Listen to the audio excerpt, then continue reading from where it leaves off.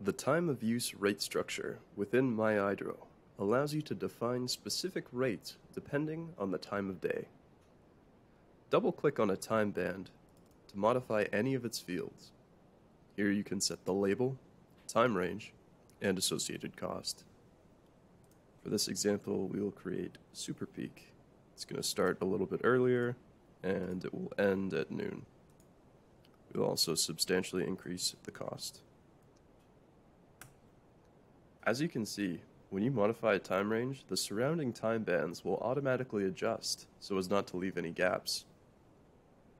It's important to note the first and last time band must start and end at 12 a.m. respectively.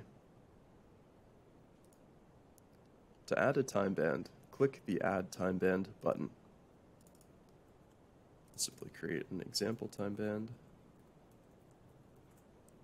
and 6 p.m. to 7 p.m., and we'll reduce the cost.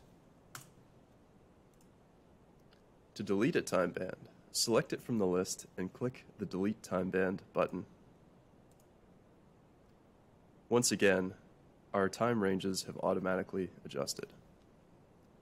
Thank you for watching.